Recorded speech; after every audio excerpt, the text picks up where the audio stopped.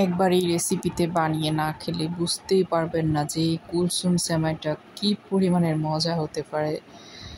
আসলে এত বেশি মজা হয়েছিল গাইস।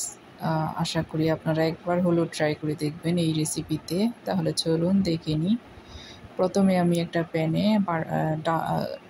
ঘি দিয়ে দিয়েছি। এটা 1 টেবিল চামচের মতো ঘি দিয়েছি।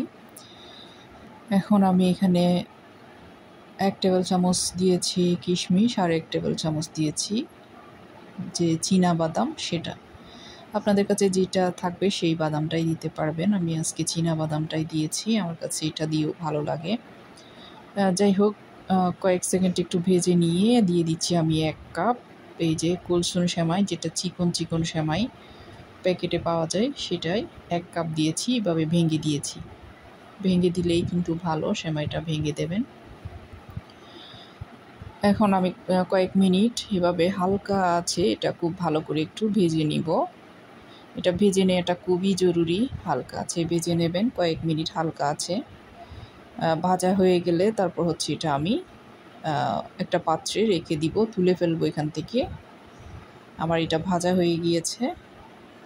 এখন সে একই পাত্রে আমি প্রায় 1 লিটারের মতো দুধ দিয়ে দিব।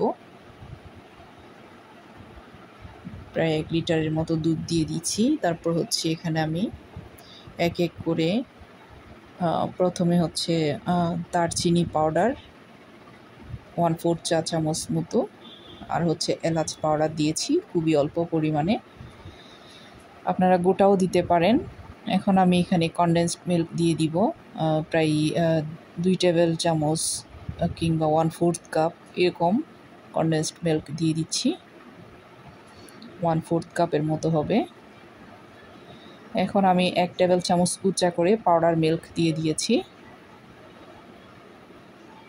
তারপর হচ্ছে আমি এটা নাড়তে নাড়তে বলক তুলে নিব, কারণ এখানে আমার এই দুধটা কিন্তু জাল করা ছিল, ঘন দুধ।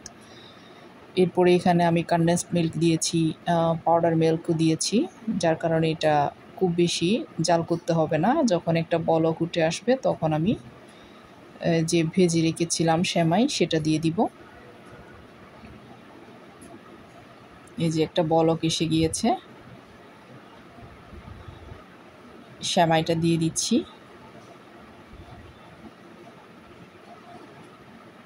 সেমাইটা দেওয়ার পর একটুখানি নেড়ে নিচ্ছি, কারণ খুব বেশি জাল করতে হবে না কিন্তু। এটা যেহেতু দুধটা গরম থাকবে, গরম দুধের মধ্যে এমনিতেই এটা কিন্তু সিদ্ধ হয়ে যাবে। আমি কয়েক মিনিটের মধ্যে এটা রান্না শেষ হয়ে যাবে। এই যে একটুখানি লবণ দিয়েছি, লবণ কিন্তু মাস্ট দিতে হবে। সবার শেষে দিয়েছি আমি 1/2 কাপের মতো চিনি। আমি 1/2 কাপ দিয়েছি, আপনাদের বেশি দিতে মন চাইলে, মিষ্টি বেশি খেতে চাইলে আপনারা বেশি দিতে পারেন। আমার 1/2 কাপেও কিন্তু এনাফ হয়েছে।